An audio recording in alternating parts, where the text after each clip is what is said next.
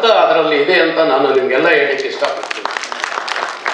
ಮೈಸೂರು ಮಹಾರಾಜರು ಅಂದು ಕನ್ನಂಬಾಡಿ ಕಟ್ಟೆಯನ್ನು ಕಟ್ಟದಿದ್ದರೆ ಮೈಸೂರು ಮಂಡ್ಯ ಭಾಗದ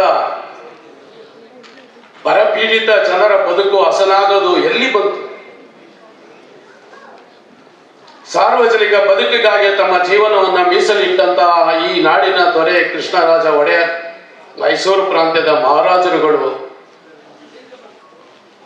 ಅವರ ಹೆಸರಿನಲ್ಲೇ ಈ ಒಂದು ರಾಜ್ಯಕ್ಕೆ ಮೈಸೂರು ರಾಜ್ಯ ಅಂತ ಹೆಸರು ಸಹ ಇತ್ತು.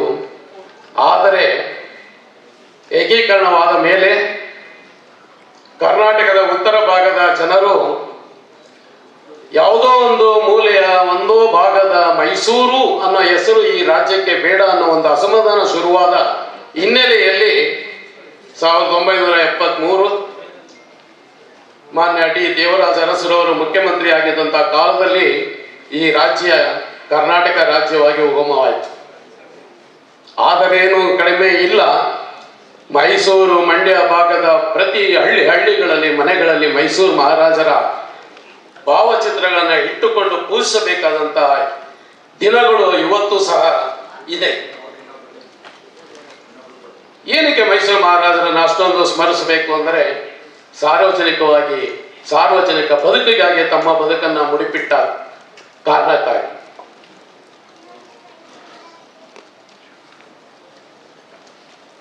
ನೋವಿನಲ್ಲಿ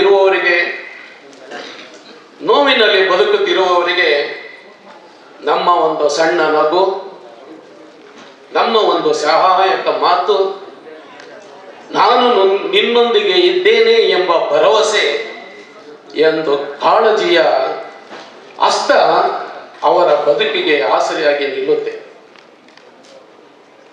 ತಮಗೆಲ್ಲ ಗೊತ್ತಿದೆ, ಬೇಕಾದಷ್ಟು ಹಿಂದಿನ ದಿನಗಳಲ್ಲಿ ಆಕ್ಸಿಡೆಂಟ್ ಆಗ್ತಾ ಇರ್ತದೆ ರಸ್ತೆಗಳಲ್ಲಿ, ಹೈವೇಗಳಲ್ಲಿ, ತಾವೆಲ್ಲ ನೋಡ್ತಾ ಇರ್ತೀರ.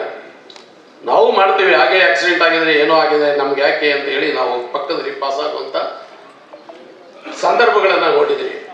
ಅದಕ್ಕಿಂತಲೂ ಅಮಾನವೀಯ ಘಟನೆಗಳು ಅಂದರೆ ಫೋಟೋಗಳು, ಅಪಘಾತ ಸಂಭವಿಸಿದಂಥ ಫೋಟೋಗಳು, ವಿಡಿಯೋ ತುಣುಕುಗಳು. ಈ ವಿಡಿಯೋಗಳಲ್ಲಿ ಸಾಮಾಜಿಕ ಮಾಧ್ಯಮಗಳಲ್ಲಿ ಹರಿದಾಡ್ತಾ ಇರುವಂತಹ ಸ್ಥಿತಿಗೆ ಬರ್ತಾ ಇದ್ದೀವಿ ಹೊರತು ಅವರಿಗೆ ಆ ಕ್ಷಣದಲ್ಲಿ ಅವರಿಗೆ ಏನು ಪ್ರಥಮ ಚಿಕಿತ್ಸೆ ಬೇಕೋ, ಆ ಕ್ಷಣದಲ್ಲಿ ಅವರಿಗೆ ಏನು ಮಾಡಬೇಕು ಅನ್ನೋ ಒಂದು ಪರಿಜ್ಞಾನ, ಒಂದು ಮಾನವೀಯ ಗುಣಗಳು ಸಹ ನಮ್ಮಲ್ಲಿ ಮರೆಯಾಗ್ತಾ ಇದೆ. ಮಾನವೀಯತೆ ಮಾನವನ ಅಲಂಕಾರವಲ್ಲ. ಮಾನವೀಯತೆ ಇಲ್ಲದ ಮಾನವರ ಬದುಕು ಶೂನ್ಯ. ಸ್ನೇಹ, ಕರುಣೆ, ಸಹಾಯ ಮಾನವೀಯತೆಗಳ ಬೇರುಗಳು. ಒಂದು ಸಹಾಯ ಒಂದು ಜೀವದ ಬದುಕನ್ನೇ ಗಟ್ಟಿ ಮಾಡಿಕೊಳ್ಳುವಲ್ಲಿ ಸಹಾಯ ಮಾಡುತ್ತೆ. ಮಾನವೀಯತೆ ಮೌನದಲ್ಲಿ ಮಾತನಾಡುತ್ತೆ ಅಂತ ಹೇಳಲಿಕ್ಕೆ ಇಷ್ಟಪಡ್ತೇನೆ. ಬಟ್ಟೆ ಕಟ್ಟಿದೋರು ನಮ್ಮ ಜನಗಳು, ಮಾಳಿಗೆಗಳ ಎತ್ತಿದೋರು, ಬಂಗಲೆಗಳ ಕಟ್ಟಿದೋರು, ತಳದಿಗೆ ಸಿಕ್ಕಿದೋರು ನಮ್ಮ ಜನಗಳು, ಬೀದಿಯಲ್ಲಿ ಬಿದ್ದೋರು, ಸದ್ದಿಲ್ಲದೆ ಇದ್ದೋರು, ಒಳಗೊಳಗೆ ಹತ್ತೋರು ನಮ್ಮ ಜನಗಳು, ಬಡ್ಡಿಯನ್ನು ತೆತ್ತೋರು, ಭಾಷಣಗಳ ಬೆಂಕಿಯಲ್ಲಿ ಬೆಂದು ಬೂದಿಯಾದೋರು ನಮ್ಮ ಜನಗಳು, ಪರಮಾತ್ಮನ ಹೆಸರ ಹೇಳಿ ಪರಮಾನ್ನ ಉಂಡ ಜನಕ್ಕೆ ಬೂಟು ಮೆಟ್ಟು ಒಲೆದೋರು ನಮ್ಮ ಜನಗಳು, ಚಿನ್ನವನ್ನು ತೆಗೆಯೋರು, ಅನ್ನವನ್ನು ಕಾಣದೋರು, ಬಟ್ಟೆಯನ್ನು ನೇಯೋರು ನಮ್ಮ ಜನಗಳು, ಬಟ್ಟೆಯನ್ನು ನೇಯೋರು, ಬರಿ ಮೈಲೇ ಹೋಗೋರು. ಇಲ್ಲಿನ ಕಲಾಕಾರರು ಆಡ್ಬೇಕಾದ್ರೆ 2-3 ಸಲ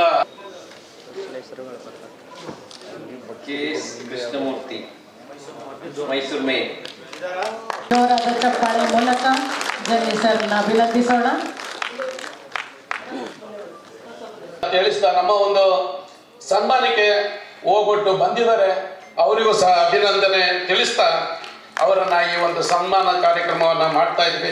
ತಮ್ಮೆಲ್ಲರ ಜೋರು ಚಪ್ಪಾಳೆಯೊಂದಿಗೆ ಅವರಿಗೆ ವೀಣಾ ಅಶೋಕ್ ಅವರು ನೋಡಿದ್ರೆ ನಮ್ಮ ಹೆಣ್ಮಕ್ಳಿಗೂ ಬಹಳ ಖುಷಿ ಆಗ್ತಾ ಇದೆ. ಹೆಣ್ಣು ಸೌಟು ಹಿಡಿಯುವ ಕೈ ಸೈಕಲ್ ಅನ್ನು ಅಷ್ಟು ದೂರ ತಗೊಂಡು ಹೋಗಿ ಒಂದು ಸಾಧನೆಯನ್ನು ಮಾಡಿದ್ದಾರೆ. ಅದರಲ್ಲಿ ನಾವು ಹೆಣ್ಮಕ್ಳು ಜೋರಾದ ಚಪ್ಪಾಳೆಯ ಮೂಲಕ ವೀಣಾ ಅಶೋಕ್ ಅವರನ್ನ ಅಭಿನಂದಿಸಬೇಕು. ಮುಖ್ಯ ವಯಸ್ಸಲ್ಲ, ಆ ವಯಸ್ಸನ್ನು ಮರೆತು ಸಾಧನೆ ಮಾಡಲೇಬೇಕು ಅನ್ನೋ ಒಂದು ಹಠದಿಂದ ವೀಣಾ ಅಶೋಕ್ ರವರು ಈ ಒಂದು ಸಾಧನೆಯನ್ನು ಮಾಡಿ ನಮ್ಮ ಹೆಣ್ಣು ಮಕ್ಕಳಿಗೆಲ್ಲ ಒಂದು ರೀತಿಯ ಒಂದು ಪ್ರೋತ್ಸಾಹ ಕೊಡುವ ಮಟ್ಟಿನ